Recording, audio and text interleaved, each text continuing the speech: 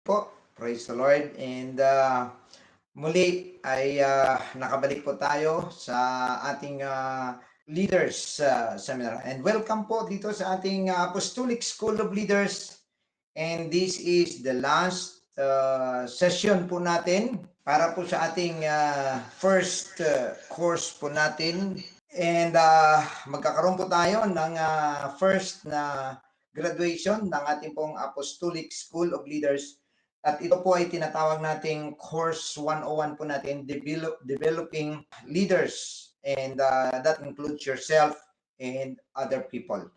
It is time for a new generation of leadership. Ayan, ibig sabihin po mga kapatid, ay panahon na po para magkaroon po tayo ng bagong generation of leadership. And I will focus on the church, not much on the political field, or masabi po natin sa gobyerno or sa mga pamamahala o sa negosyo. I will focus tonight more on sa atin pong tinatawag na leadership sa church. Right? Doon po sa church. Kasi alam po ninyo sa atin pong pamulitika ngayon, hanggat hindi po magbago ang mga pananaw at makaproduce po tayo ng mga maayos na mga leaders, ang ating pong kalagayan ay paulit-ulit. Ang corruption, paulit-ulit. Ang kahirapan ay magtuloy-tuloy. Ano po? At ang karamihan na lamang po na iniisip ng mga Pilipino ay tumakas na lamang at pumunta sa ibang mga bansa, which is not a good scenario pagdating po sa ating bansa. But one thing na dapat po ay mangyari is that there should be a new generation of leaders. Ibig sabihin, mga bago pong mga pananaw, mga leaders na malinis po ang mga adhikain. At wala pong corruption. Ano po. So I don't know if we still got, although there are still young leaders in the making, but they're still young. They're still young, lalo na po ngayon sa mga nangyayari dyan sa Pilipinas, mga kapatid.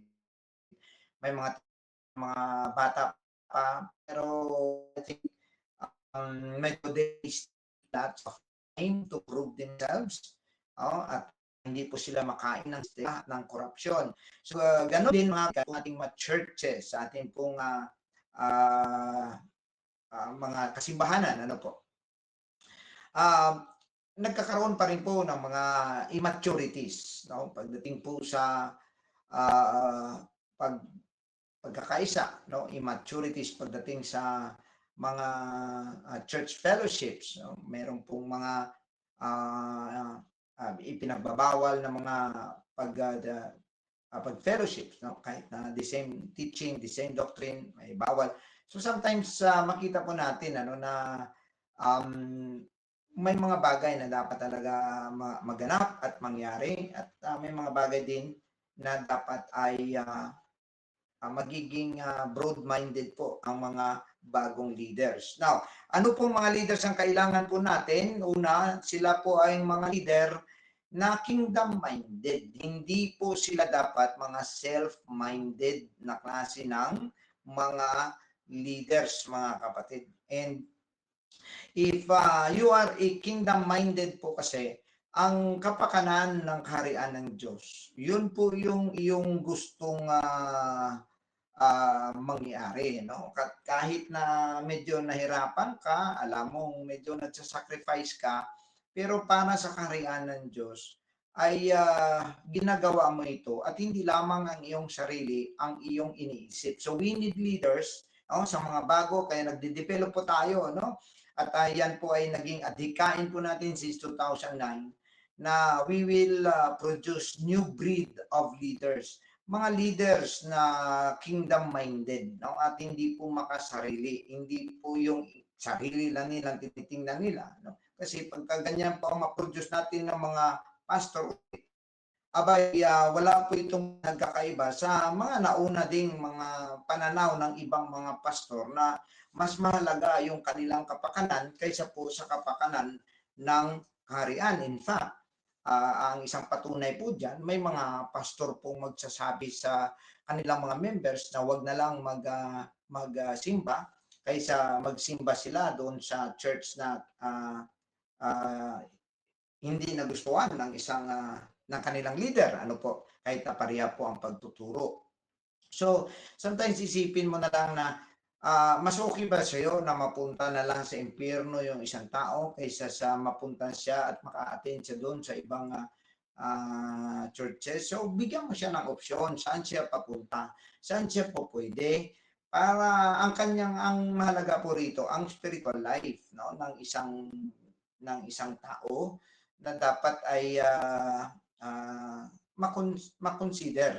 Kasi nga, mga kapatid, mahalaga ang kaligtasan ng tao kaysa sa mga bagay na meron po tayong mga personal na mga feelings. Ano po. So, dapat po ay kingdom-minded kaysa sa self-minded ang mga leader na ma-produce. Yun po yung tinutulak po natin, matagal na ilang taon na po nilalagay natin sa puso at kaisipan ng bawat isa na kung the more, sabi pa nga ng ating Panginoon, if you, he that keepeth his life shall lose it. No? But he that loseth his life for my sake, sabi ng ating Panginoon, ay anong mangyayari sa kanila? They will be rewarded. They will receive more blessings and they shall have life. At yun po yung pinakamahalaga na dapat ay meron po tayo, na tayo po dapat ay mga kingdom-minded at ang tinitingnan po natin ay ang kaharian ng ating Panginoon. Ika nga, seek ye first the kingdom of God. It is hindi lamang po yan para sa mga unbeliever, kundi maging po sa mga matagal na sa church. Dahil kahit matagal ka sa church, naaanod ka pa rin may mga priorities ka pa rin na nagbabago at nilalagay mo sa unahan kaysa sa mga bagay na para sa Panginoon. So, kaya applicable pa rin no sa mga matagal na, kahit sa mga pastor, seek ye first the kingdom of God and His righteousness, and all these things shall be added unto you. So yung mga bagay na yan na wino-worry natin sometimes ng mga material na mga bagay, sa totoo lang, if you give your life to Jesus, if you be faithful in your ministries and serving God, God will make a way for your needs. God will make a way na ikaw po ay hindi po mapahiya, ikaw ay hindi po mailagay sa alanganin, lalo na sa mga material and kahit sa financial, mga kapatid. No? I've been there, I have experienced that, and I can testify to you that if you put in your mind 100% that you're going to give your life to Jesus, God will make a way for you. Ano pang klaseng leader ang mga dapat po natin na ma-produce, no, at ma-develop? Leaders who prefers self-sacrifice than self-interest. Kasi sometimes, mga kapatid, we want comfort, we want convenience, pero maraming beses at maraming pagkakataon na mas marami kang ibibigay na self-sacrifice kaysa matanggap na self-interest. Dapat ganun po ang ating pag-iisip, mga kapatid, no? Wala dapat tayong iniisip na para sa ating sarili lamang, kundi nagsasacrifice dapat tayo para sa kaharian ng ating Panginoon. And ministries is always self-sacrifice. You have to remember that. Okay? Now, the leader also that we would like to develop are leaders who are service-oriented. Okay? Than position seekers. Yun. No? So, dapat, mga kapatid, ay sa paglilingkod sila dapat nakafocus at hindi yung paghahanap ng pwesto o paghahanap ng posisyon kung ano na ba ang pwede nila magiging posisyon sa church, posisyon sa district, posisyon sa national, now posisyon sa kumpanya o kahit saan ano po. Mas maganda na unahin po ninyo yung inyong service orientation. No? Ibig sabihin, you must be a service oriented type of person, because your services will lift you up. No, yung mga na ginawa mo na kahit na hindi ka pa na-recognize, kahit hindi ka pa nabibigyan ng tinatawag natin ng mga honors, ayan, continue ka lang, no, na magkakaroon ng you will be uh,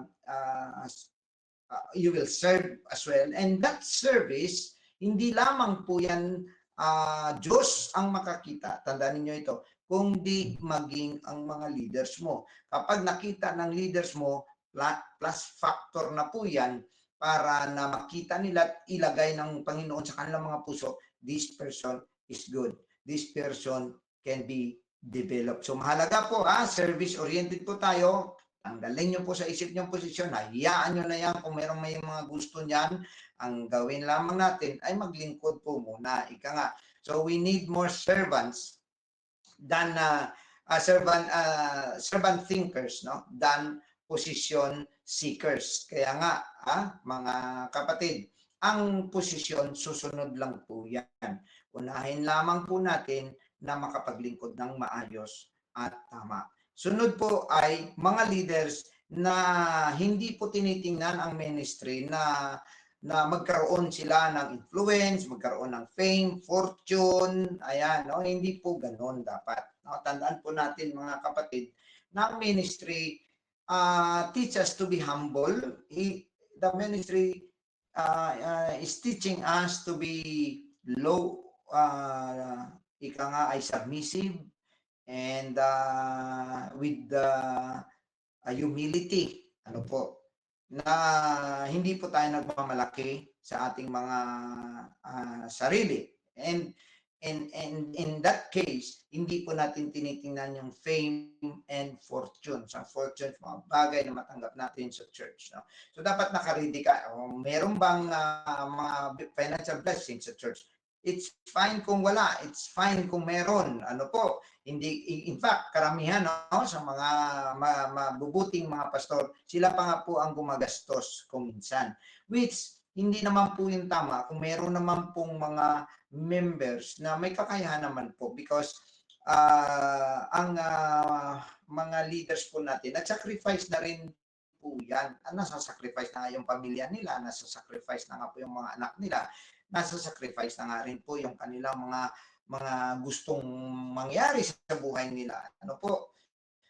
Para po sa gawain. No? Naalala ko noong mga kapanahonan na younger days pa, imbis na ibili mo ng mga gamit, ipatayo mo na lang ng simbahan, ibili mo na lang ng hollow blocks, bili mo na lang ng mga yero, bili mo kahoy, no? Bili mo mga pako, imbis na dapat ipang kapi-kapi mo na yan, no?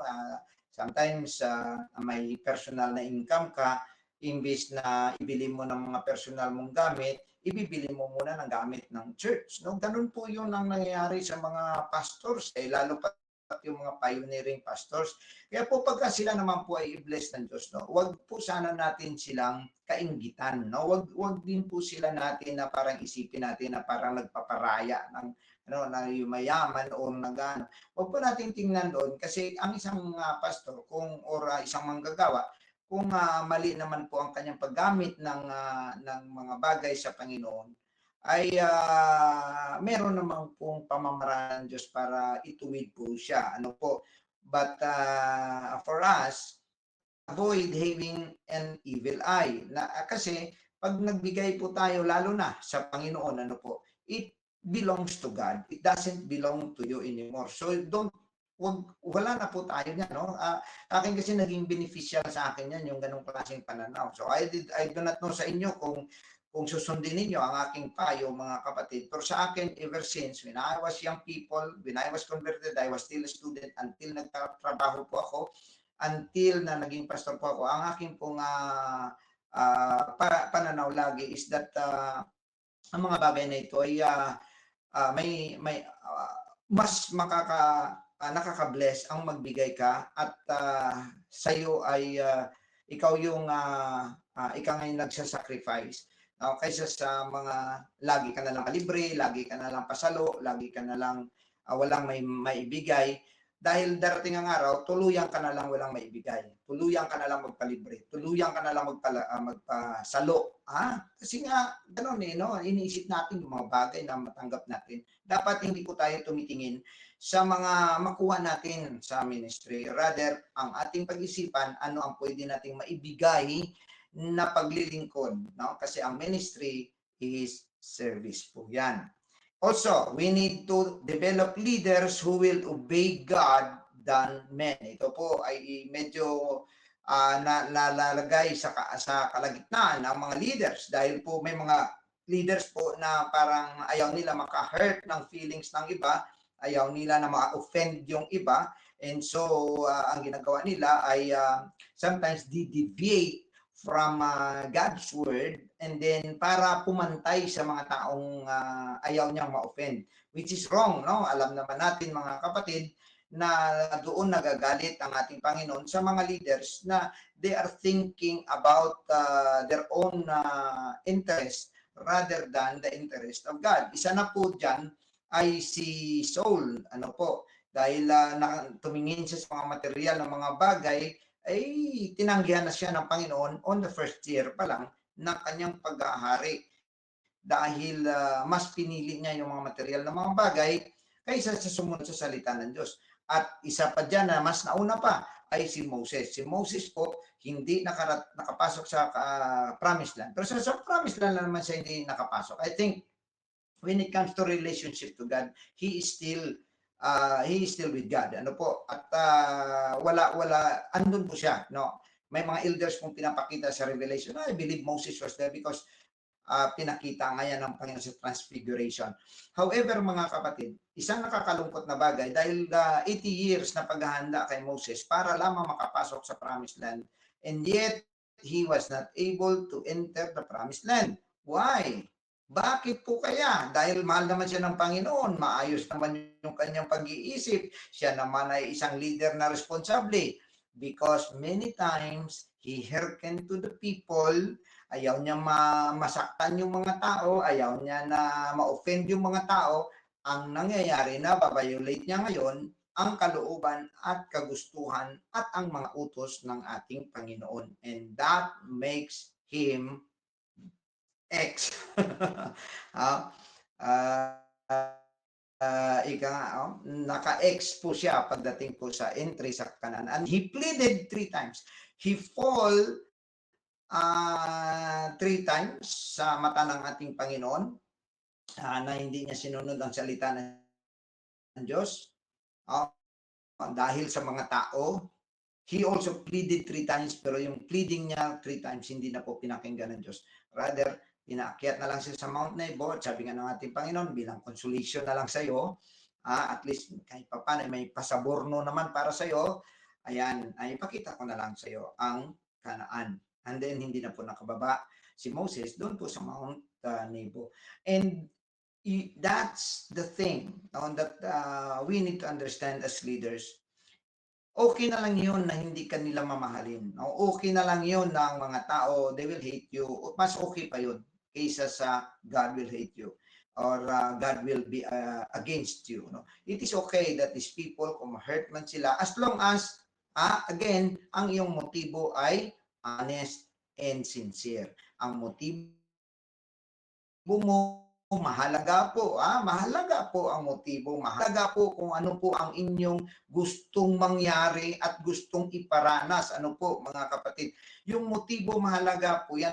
But as long as you are honest sa iyong motibo, lalo na you are quoting up the verses from the Bible at expound mo ng maayos at tama at ayon sa kalooban ng Diyos, don't be afraid. No? Don't be afraid. Obey God than men. Yun po yung sabi ng mga apostol. Ano po, nung sinabihan sila na wag na silang mangaral, sabi nila, we would rather obey God than man. So, yan po ang mga leaders dapat na meron po tayo. Dahil ang mangyari po niyan, may mga leaders po ayaw nila na mag-backslide yung mga tao na yun dahil ayaw sa mga holiness standards, sa mga biblical things, binabago po nila ang pagtuturo. Isa pong malaking pagkakamali po yun. for me, I would rather na kung magalit man sa akin yung mga tao, it's up to them. No? Nasa kanila na yon kung magalit sila sa akin.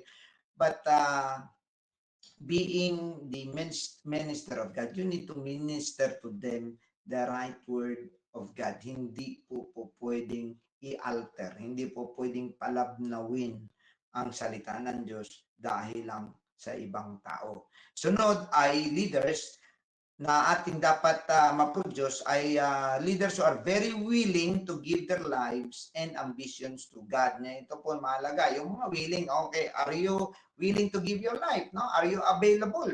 Kung maalala ninyo si Elisha nung gusto niya na sumunod kay Elijah, ang nangyari ay bumalik siya nung tinawag siya ni Elisha, nung sumama na sa kay Elisha, bumalik pa siya. And then ang ginawa niya ay kinatay niya ang lahat kasi siya ay nag-aararo eh. At imagine ka, 6 na baka ang gamit niya. So ang iba tig-isa lang, iba tig-2 lang. Sa kanya 6, no? 6, ibig sabihin mayaman itong si Elisha, no? And maayos po ang pamumuhay niya kasi kung ano ka lang naman, magbubungkal ka ng lupa, eh, isa lang namang baka o 2, the most, pwede na eh. Pero sa kanya, 6. So may surplus siya sa mga baka. Ang ginawa niya, kinatay niyang lahat ng baka, ginawa ang pati ang ano, no, ang mga araro niya, mga gamit niya pang ano, ginawa niyang panggatong para iluto sa baka at pinakain sa lahat para at sumunod kay Elijah.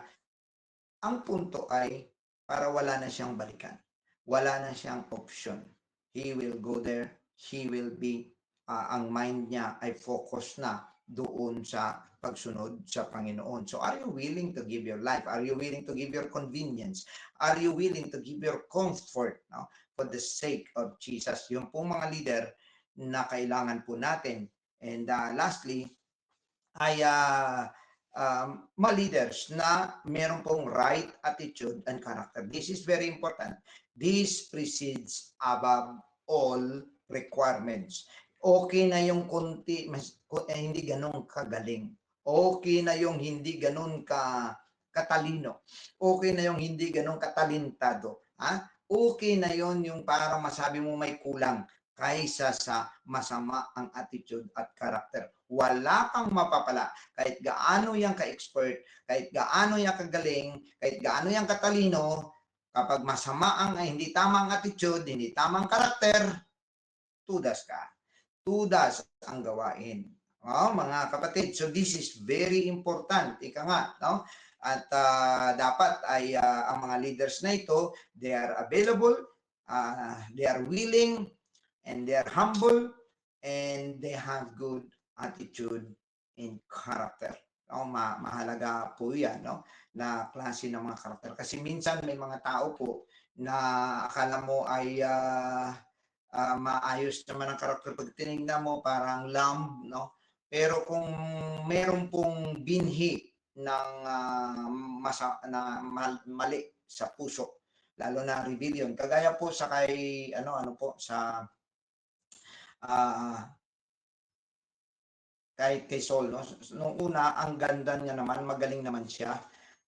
Kaya lang, meron po siyang binhi ng rebellion. Ganon din po si Lucifer. Si Lucifer is napakagwapo niya, napakaayos niya, napakamakapangyarihan niya, napaka-impluensya niya.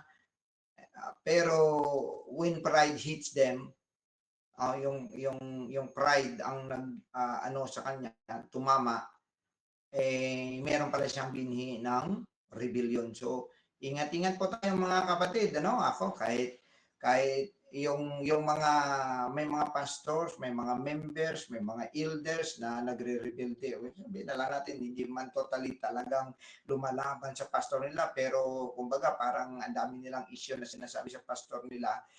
Ay nako, naisip ko nga, wala pa po yan sa kalingkingan. Ina-analyze ko yung weight ng kanilang reasons para gawin yun. Parang napapailing ako, napakahina ng kanilang mga batayan, no, para mag and tanda natin, no, basta may bini ka ng rebellion, maliit, malaki, lalabas at lalabas yan. So kung ako sa'yo, ngayon pa lang, rebuke mo na yan. Ha? Itali mo na yan sa lupa. Kung ako sa inyo, kung meron kayong ganong pakiramdam na kunting diferensya, gusto nyo nang lumaban, gusto nyo umalpas sa church, i-rebuke nyo po yan, gapusin nyo sa pangalan ni Jesus. May kapangyarihan naman tayo mag-bind ng mga spirits na ganyan. Ano po? Dahil it will not do you good, and sooner or later, it will sprout out. Ayan. Okay? So, mahalaga po na ang ating dinidevelop, hindi lamang po IQ, hindi lang, kundi kasama po dyan ay ang EQ or ang emotional quotient, kasama po dyan ang SQ, which is spiritual quotient, kasama po dyan ang AQ na adversity quotient, ibig sabihin yung makalaban siya sa pressure ng kanyang buhay, kaya niyang lampasan ang mga lungkot, kaya niyang lampasan ang loneliness, no? Kaya niyang lampasan ang frustration, kaya niyang lampasan ang kahihiyan na insulto, no?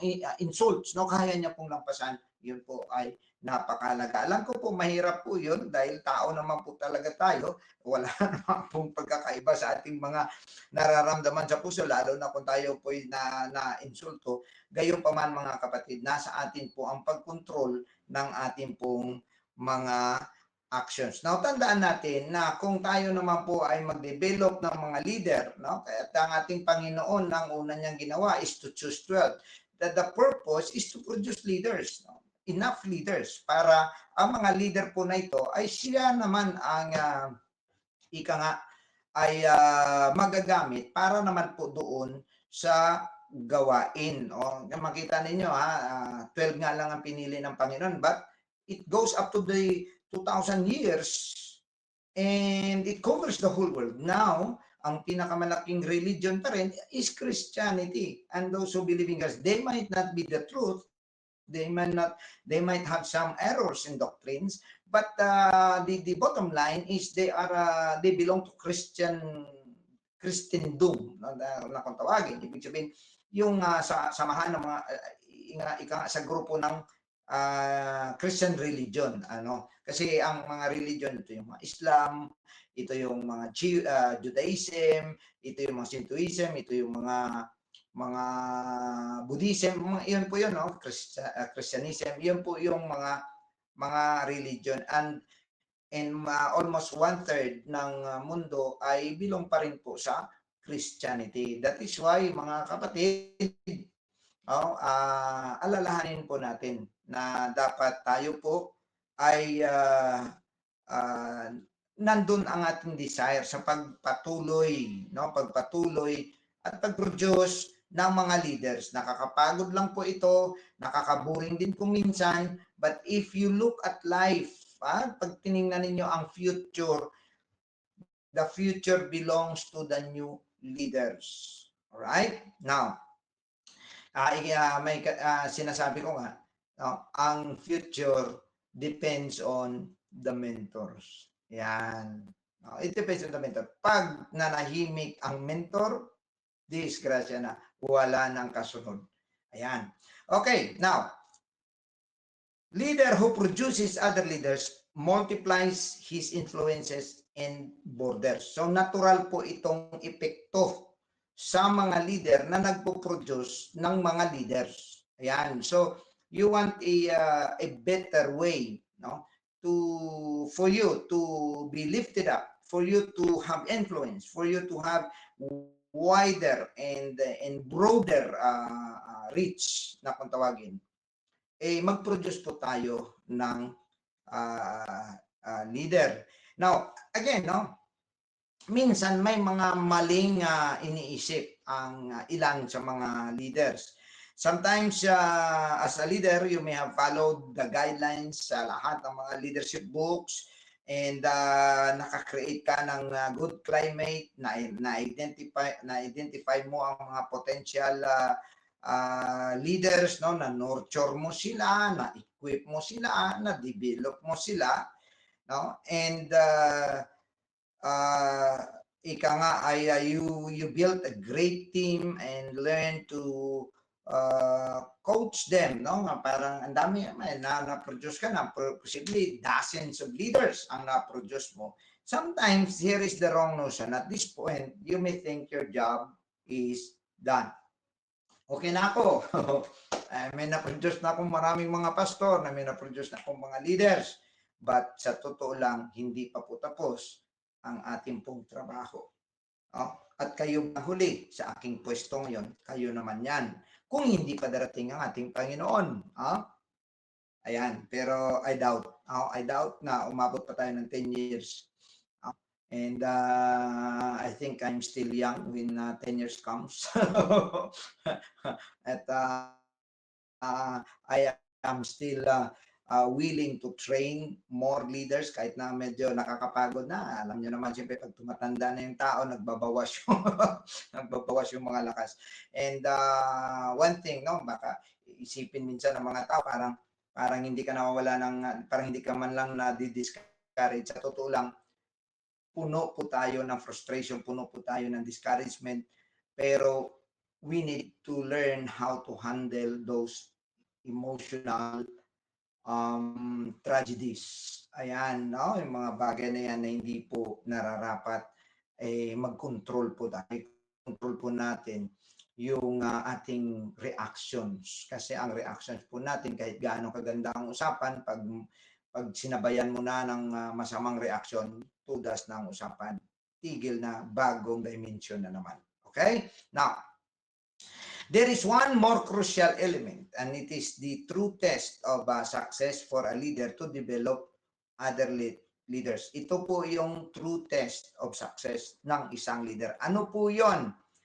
The leaders you've developed must carry on the tradition of development and produce a next generation of leaders. Magiging successful kang leader kung nakaproduce ka ng mga leaders na magpo-produce din ng mga panibagong leaders na magpo-produce din ng panibagong mga leaders, so on and so forth. Yan po ang true test of success for a leader. Ayan. Okay? Yan po na makaproduce ka. Lalabas po sa question natin. Sinasabi ko na sa inyo na makaproduce ka ng mga leader, na makaproduce din ng leader, and will continue the tradition of development and vision. Ayan, mga kapatid. That's the test of success. Hindi po sa padamihan ng Rolls Royce na may payong.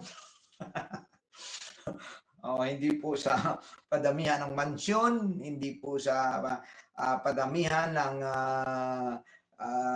sumusunod na mga alipin. Hindi po 'yun. Ang true test of success for a leader is how many ang na-develop niya rin na leader na masabi po natin nagpapatuloy ng tradisyon ng pag-develop din ng mga panibagong leader. Dahil mga kapatid, tandaan niyo ito, pag tumigil ito, if they don't, the building process stops with them. Matatapos po yan. Kung ako hindi magpapatuloy, mga kapatid, sa pag-training ng bagong leaders, it will stop with me.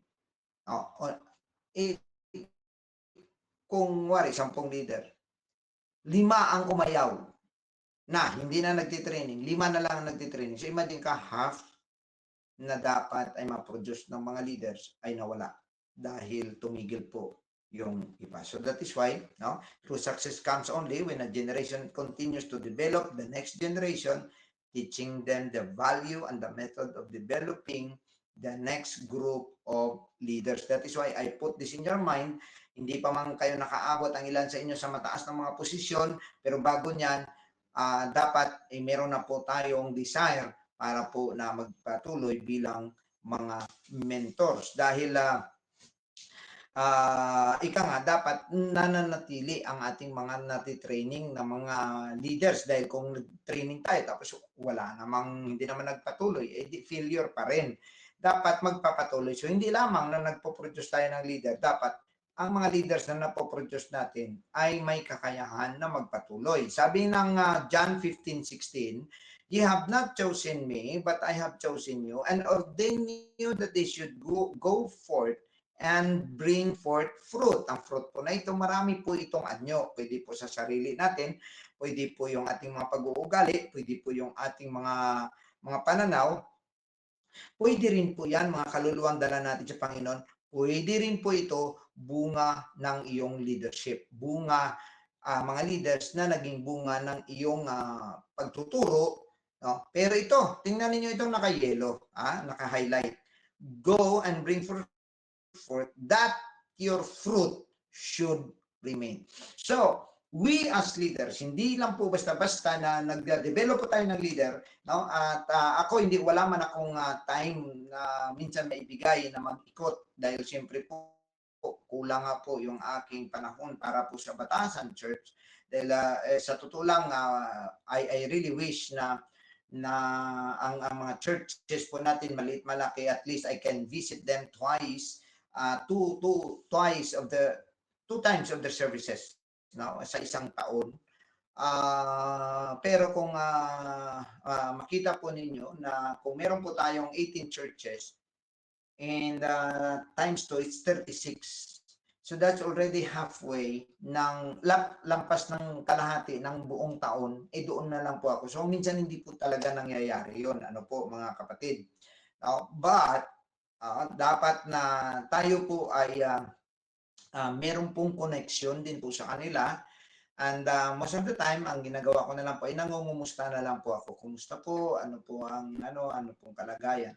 Which mahalaga po na ma-maintain din po natin sila. If they have problems, dapat naka-ready kang sumalo at magpayo, tumulong, magbigay ng solusyon, at as possible ay mapalakas. Ayan.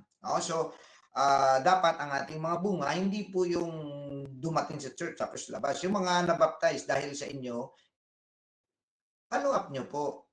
I-mentor nyo rin po, i-disciple nyo. Kasi binigay yun ng Panginoon para po sa inyo, sa pamagitan ninyo, para maglingkod sa Panginoon. Dapat po magpatuloy po yan. Okay? Now, our main job as mentor or leader is to spot, number 1, potential next leaders. Ayan.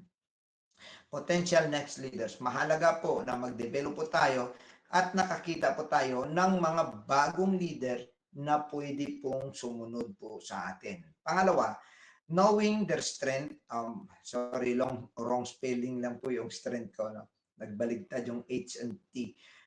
Their strength and weaknesses. Kasi mga kapatid, tandaan po natin, napakahirap mo actually i-develop ang tao doon sa kanyang mga weak points. Oo. For example na lang, mga kapatid. Ang isang tao, ang kanyang gift ay pag winning souls, no? Yung pagdala ng kaluluwa. Pag-invite, yun yung gift niya. Kasi ang invitation gift po yan. Oo, may style ka na napapunta mo sa church yung tao. No? Gift po yan. Pero kung yan ang gift niya, tapos ang gusto mo sa kanya ay gawin siyang leader, hindi siya leader. Wala po siyang para mangulo. Hindi po tayo nag-reinforce sa tamang pwesto. Kaya nga po, kung alin po ang kanyang lakas, i-develop po natin yan. Saan man siya merong kahinaan, doon mo siya tutulungan. Okay? Pero ang i-develop mo, ang kanyang lakas. Ayan, kailangan alam natin. Pangatlo, develop them according to their abilities. Ibig sabihin, pag nakita na natin na ito yung strength niya, dito tayo, training natin sila doon sa kanilang strength. No? Kung ang kanyang lakas ay music, kaso mahiyain, siya, yung parang hindi niya kayang magsalita sa gitna. For example lang, huwag natin pilitin na talaga maging altar minister siya kung sa kanya ay gusto niya awit lang. Pero sa awit naman dapat nade-develop siya doon. Ayan. So hanapan natin ng lakas kung saan pinakamalakas. Yun develop natin. Pag nakita naman natin ang mga weaknesses na makakaapekto sa kanyang progress at makakaapekto sa kanyang success, tulungan natin siya dyan, na ma-overcome po ang mga weaknesses na yan. Okay? Dahil kahit ng ating Panginoon, ang tinitingnan niya yung capability ng isang tao, ang ability, capability, ano po. Sabi nga po ng Matthew chapter 25 verse 15, sabi niya, and unto one he gave 5 talents, to another 2, to another is 1. So sa isa may 5, may 2, may 1. Take note of the highlighted sentence. To every man according to his several ability. Nakita niyo? Yan. So, ang Diyos or ang leader din ay magbibigay sa iyo ng mga bagay, responsibilities, and assignments according sa iyong kakayahan. Okay? So,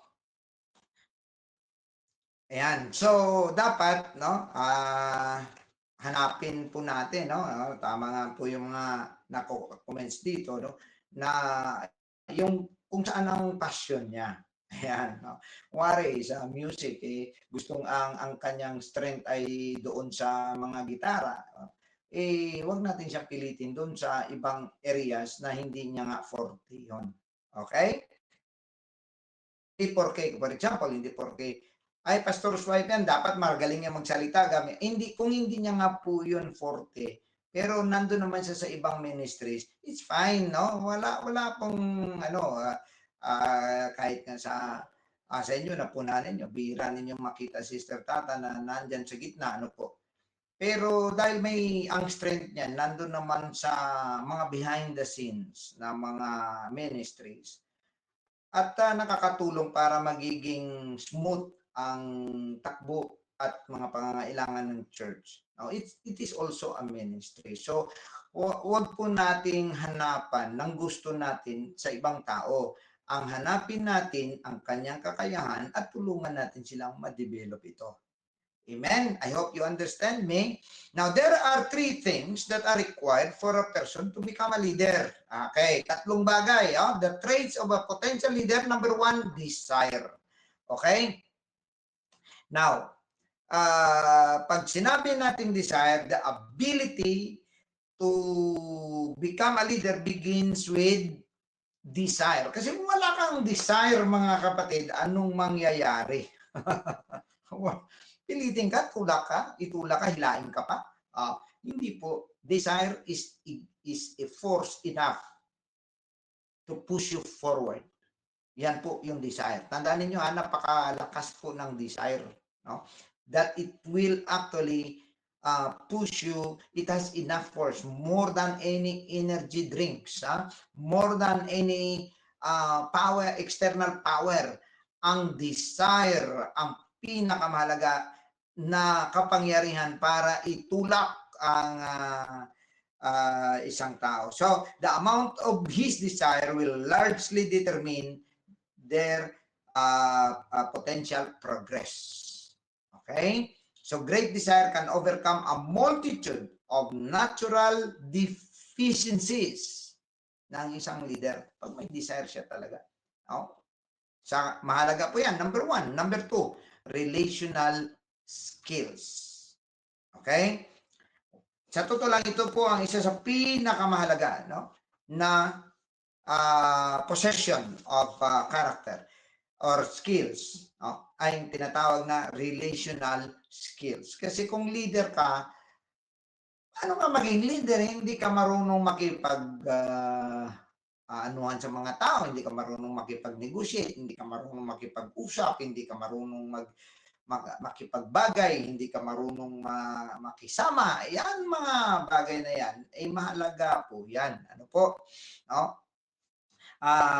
Marami pong naniniwala na parang inborn ito na skills na kung talagang extrovert ka na type, talagang lalabas na extrovert ka, introvert ka, lalabas na introvert. Tama naman po na may mga kanya-kanya po tayong karakter. Kagaya niyan, ang isa ay outgoing, so extrovert siya. Ang isa naman ay more on sa bahay lang, so introvert naman ang kanyang uh, nature. Ano po? At karamihan nag-iisip na, ganyan ako so wala nang magawa. Sa totoo lang, hindi po totoo yun. Ha? Kung ano po yung mga bagay na alam mo nakakahinder ng iyong success, kahit na sabihin pa natin iyan ay natural mo, kailangan mo po yan mabago. Kailangan mo po yan gawa ng paraan na maging maayos po ang iyong pananaw at ang iyong pong development sa ganong mga bagay, no? For example, mga kapatid, kahit sa akin, ano po, lagi ko po itong kinukwento sa inyo, ako po ay born introvert. Introvert po talaga ako. Sa totoo lang po, kung meron tinatawag na severe introvert, siguro ako ay, kung 1 to 10, ako po ay 7. No? 7 po pagdating sa pagiging introvert. Lampas sa kalahati po talaga. In fact, maalala ko, kung may bisita yung aking aming ate, galing sa classmate niya, I stay in the room. I stay in the room. Kapag gustong-gusto ko nang lumabas, problema, minsan iihi ka na, hindi ka pa makaihi. Oo, hindi ka makaihi kasi ayaw mong lumabas kasi may mga tao sa labas. No? Minsan, gutom na gutom ka na, hindi ka makalabas kasi hintayin mong makaalis sila. Paano kung hindi sila alis, di patay ka doon sa loob. May mga ganun po. Ganun din po ang sa akin. Mayroon din po akong tinatawag na fear of the crowd na kung ay stage fright kung tawagin, ano po, na once na ako po'y nasa gitna, tinitingnan ng lahat, nanginginig na po ako, ang aking pong mga pawis, ang aking pong mga palad na mamawis, no? Ang aking ang aking heartbeat ay dumodoble halos, mga kapatid, at itong malala, nakakalimutan ko ang aking mga dapat sabihin. At yan po ay isang kahihiyan talagang nangyari sa akin, mga kapatid, na nung ako ay elementary, grade 4, grade 5 po ako nung I think grade 6, nung maalala ko po. Grade 5 o grade 6. Ako po ay naatasan na mag-lead ng Panatang Makabayan. Kasi dati, di ba, may mga Panatang Makabayan pa. Iwan ko ba sa mga schools natin ngayon, yung mga importanteng bagay, pinagtatanggal nila. No? May mga Panatang Makabayan pa yan, nasabay-sabay lahat yan ng estudyante. So imagine ka, daan-daan ka estudyante yan at mga teachers na andyan yan, tapos ikaw sa gitna doon sa pinaka-stage na habang pagtaas ng every morning kasi mayroong flag ceremony, so akyat ang tapos magpapanatang Makabayan. Ito na ngayon, mga kapatid, sinaulo ko na yan. 1 linggo, 2 linggo ko pong na-practice yan. Nung nandun ako sa gitna, ito ng problema, hindi ko na maalala kung anong kasunod. Ang nangyari, ang huli na una ko at ang gitna na sa huli at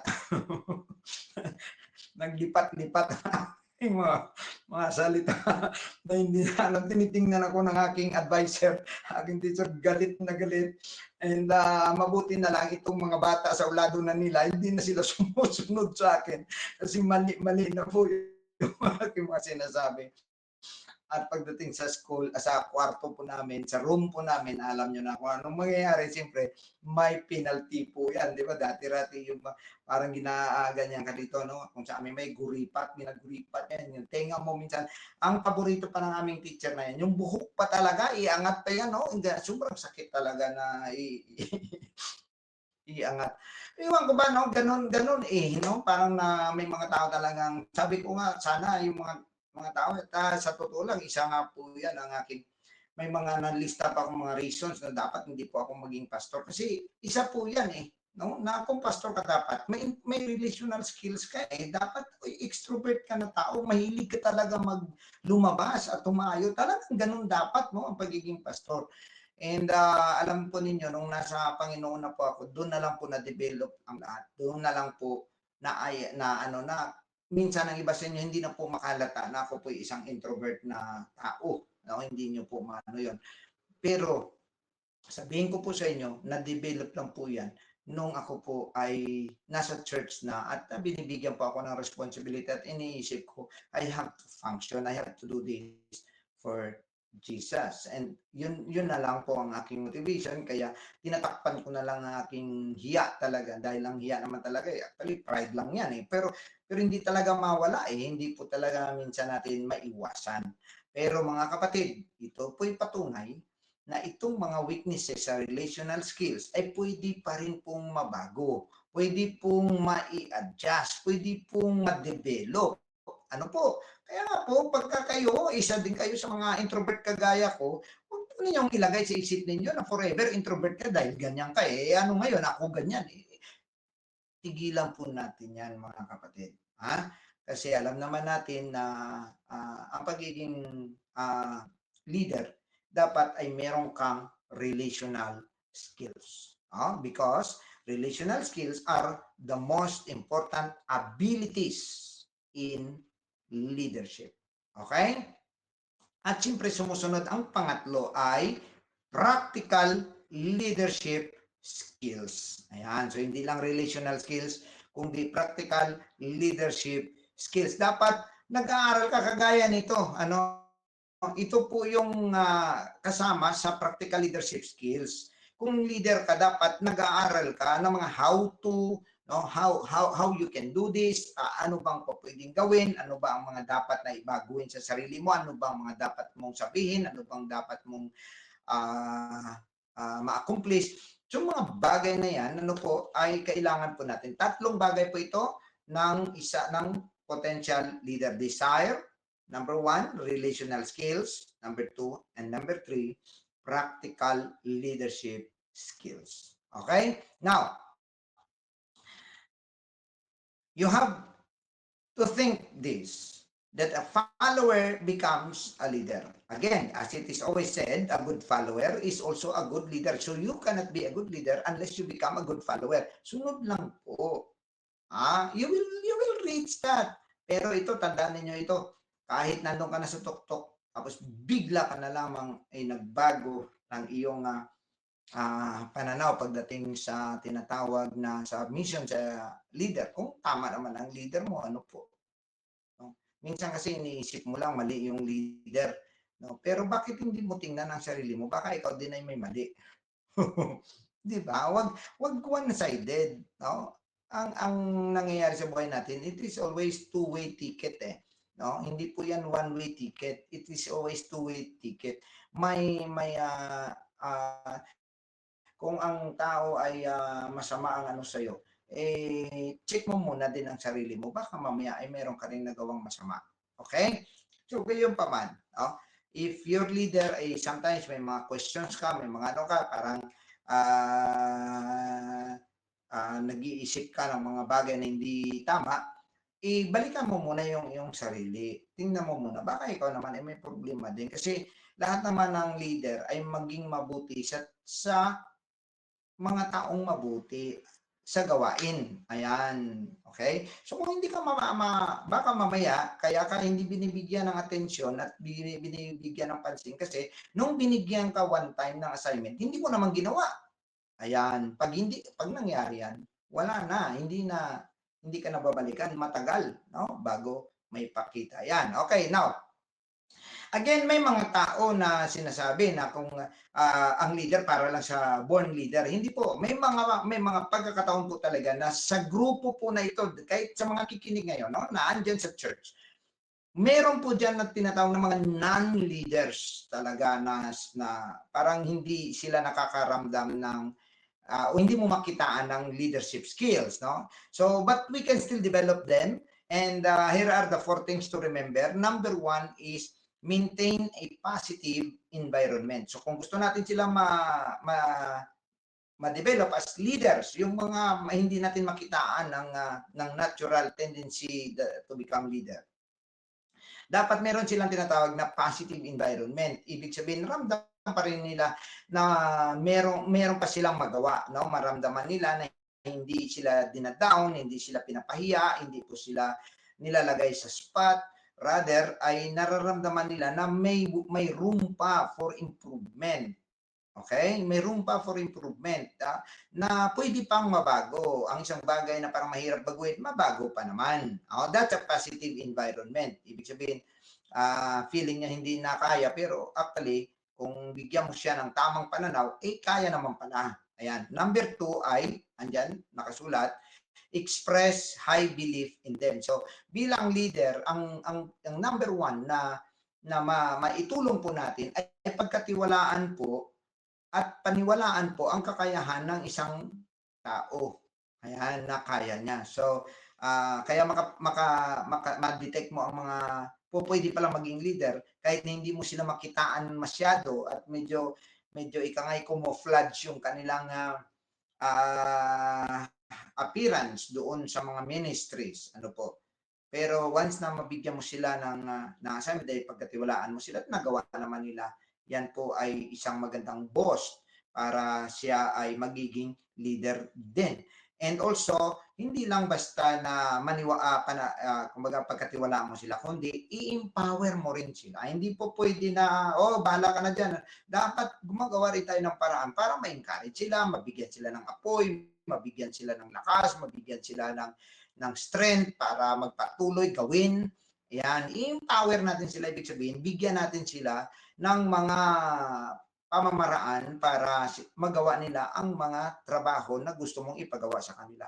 And number 4, ay hanapin mo ang kanilang kalakasan at doon ka maglaro. Laruin mo or tansyahin mo ang mga bagay na doon siya malakas at doon ka munang magbigay ng energy mo. Okay? Huwag sa mga negative. Kung ang negative naman talaga ay nakaka-apekto sa pangkalatan, siyempre, unahin mo yung mga negative na matanggal mo na yan. Tapos saka mo siya i-positive reinforce mo siya positively.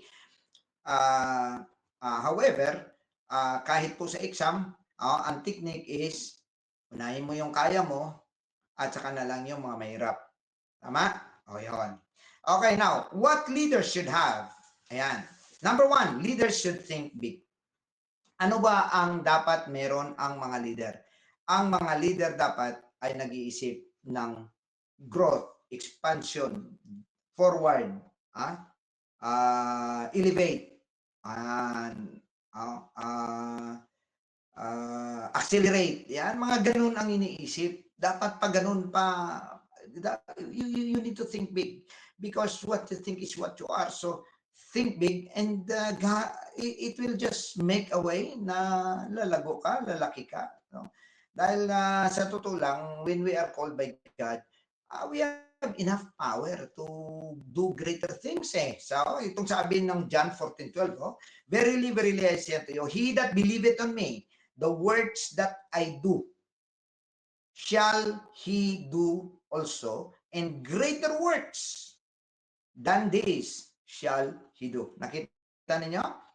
Because I go unto my Father. So Jesus Christ, when He called us, He had given us the assurance that we can do greater things. Nasa atin na rin na lang din po yan.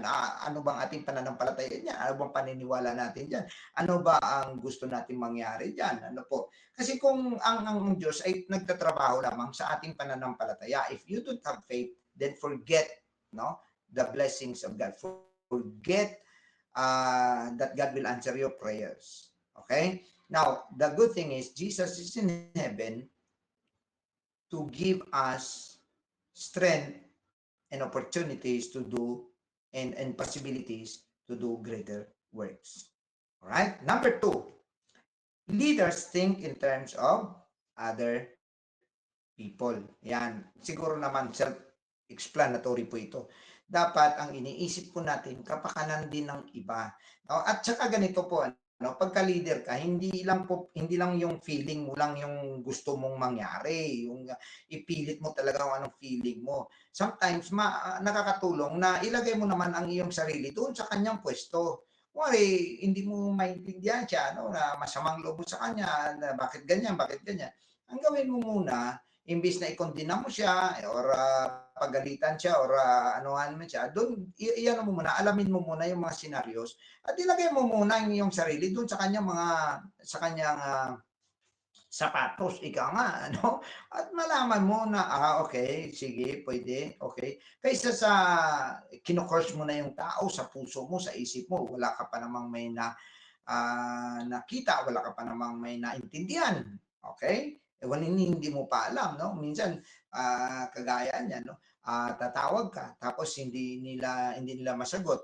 Galit na galit ka, bakit hindi nila masagot? Pero nagkakaroon ka rin ng pagkakataon na ika'y tinatawagan at hindi ka rin naman nakakasagot. Tama? So, ibig sabihin, may mga bagay, may mga kadahilanan na kaya hindi ka niya nasagot, or may mga kadahilanan kaya hindi mo siya nasagot. Yan. So, ibig sabihin, tingnan mo rin muna ang kanyang kalagayan. Baka mamaya wala nga siya naman dyan. Baka nandun po siya sa kabilang kwarto o kaya nandun siya sa kabilang sa ilalim o nandun siya sa taas na hindi niya narinig yung cellphone niya o kaya naka-off ang cellphone niya or I mean naka-silent yung cellphone niya. So may marami pong mga bagay.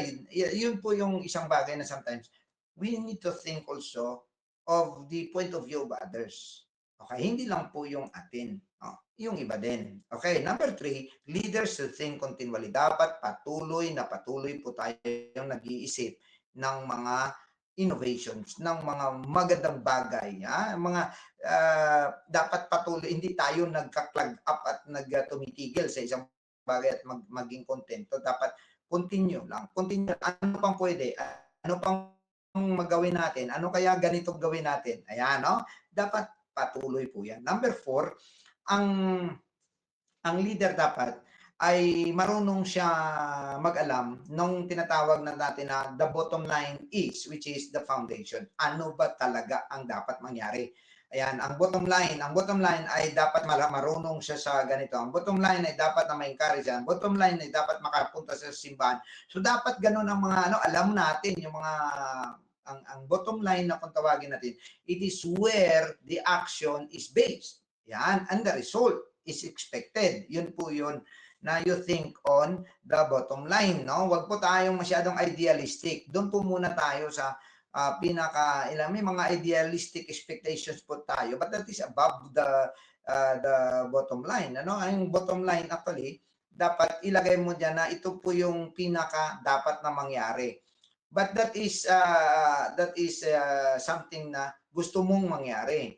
Yun po yung pinaka bottom line. Ayan. And from there, doon ka magtrabaho na gagawin mo ang mga actions mo at ang iyong mga decisions para sa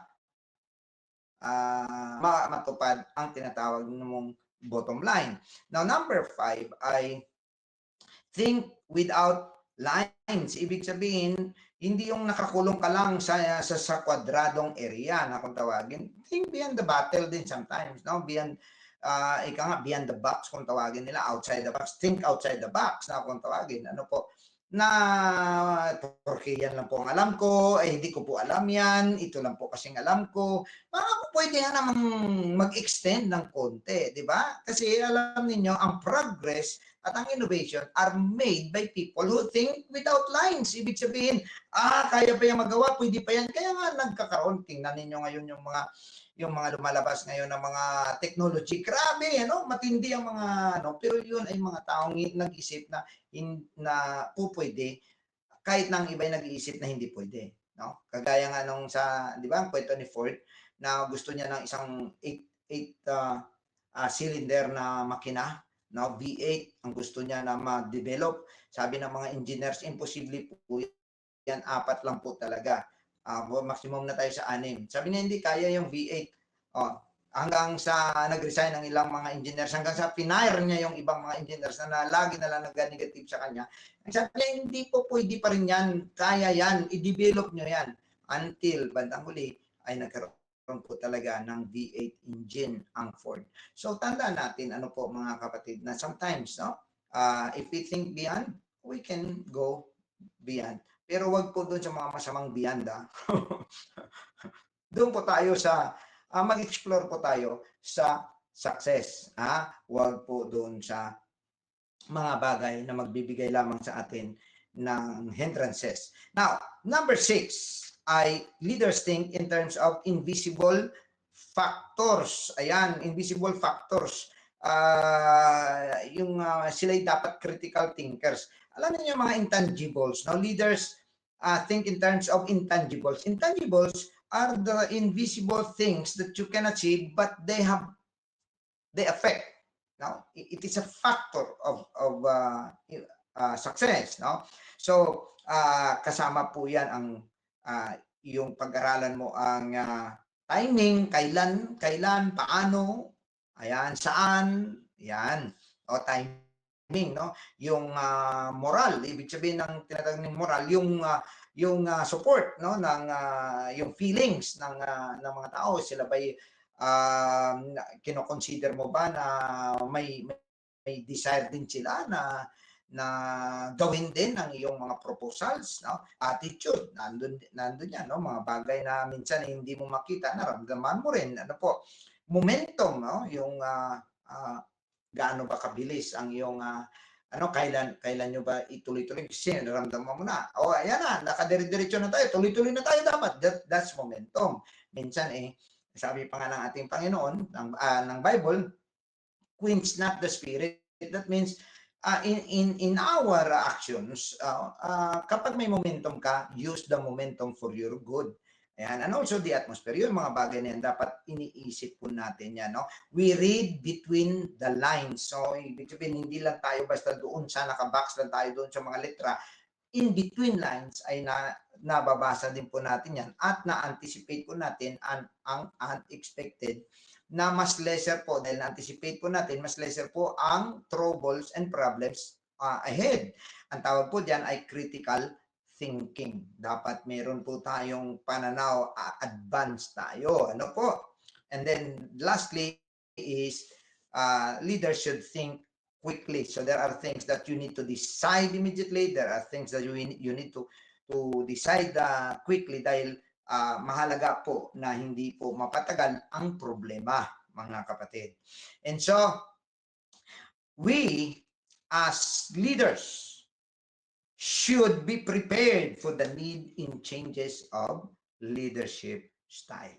Okay? Bilang mga leader, huwag po tayo magano sa mga tradisyon. Hindi, ganito tradisyon. Baka meron naman po pwede. Baka po pwede naman mabago ng konti ang ating mga pamamaraan sa leadership.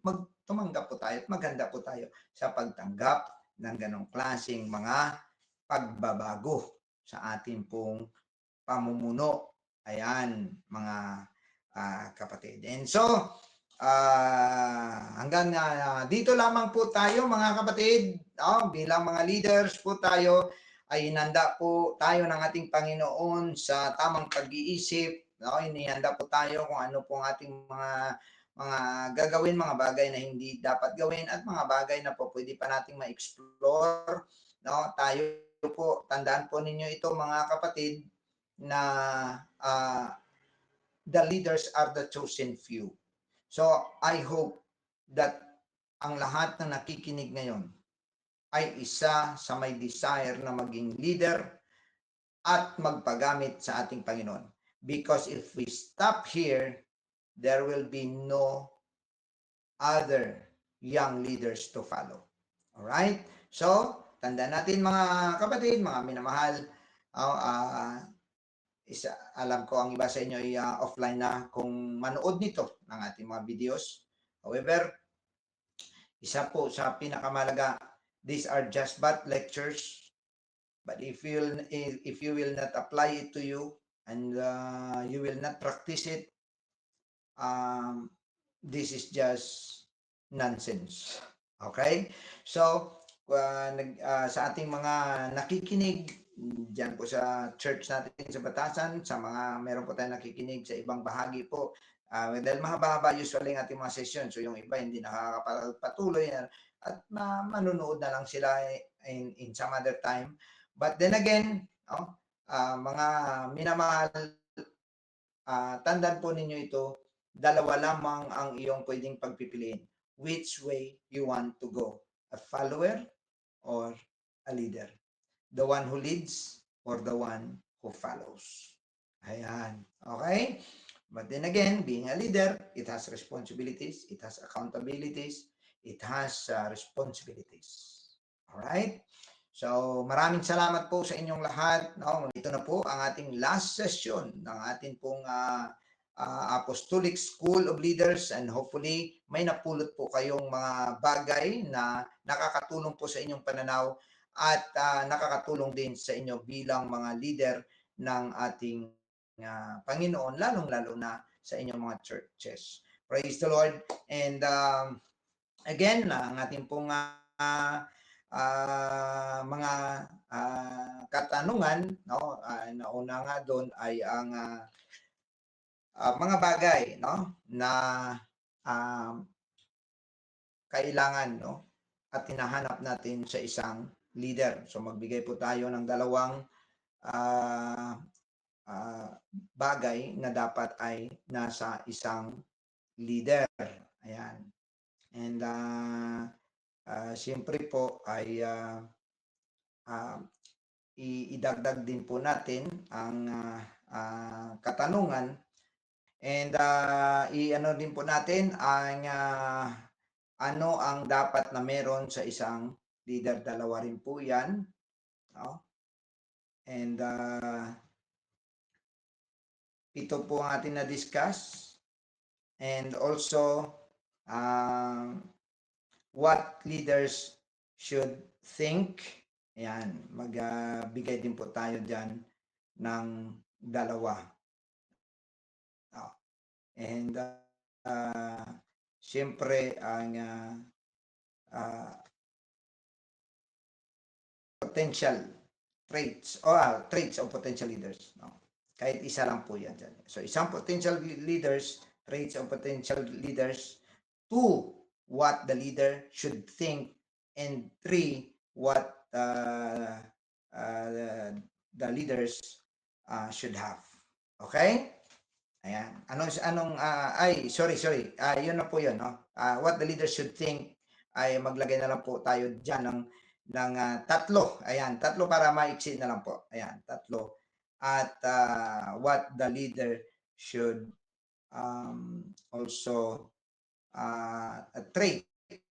Ayan, dalawa po sa traits of potential leaders. Yun na lang po ang ating question, potential traits of potential leaders, and what the leader should think or what the leader should have.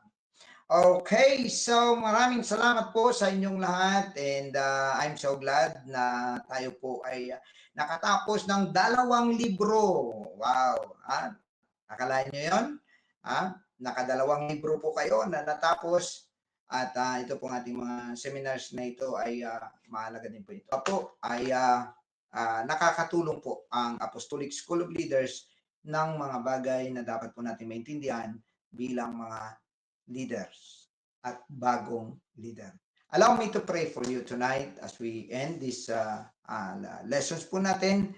And let us bow our heads. Heavenly Father, we praise you. Thank you, Jesus. Once again, salamat Panginoon sa mga pagkakataong ito, maging sa oportunidad na makashare kami at makabahagi, Panginoon, ng mga kaalamang ito na magiging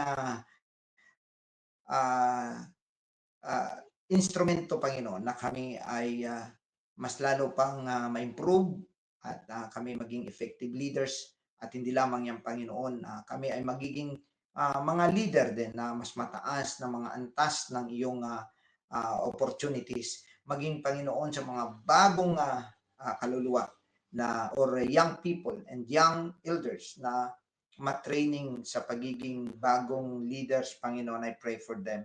Bless our churches, oh God, every pastors, leaders, workers, elders of the church who are listening, even the members of the churches, young people, ladies and men, and everyone, Lord, that you can use for your name and for your glory. I pray for them, God. Bless them, O Lord, and bless everyone. Maging sa iyong lingkod, Panginoon, pagpalay mo rin, maging ang aking pag-uwi sa Pilipinas. Ang lahat na ito, Panginoon, para sa iyong kapurihan, dinadakila ka namin, pinapasalamatan ka namin sa pangalan ni Kristo Jesus. Okay, so maraming salamat po sa inyong panunood at sa inyong oras. God bless you all. Arrivederci. Ciao. God bless you all.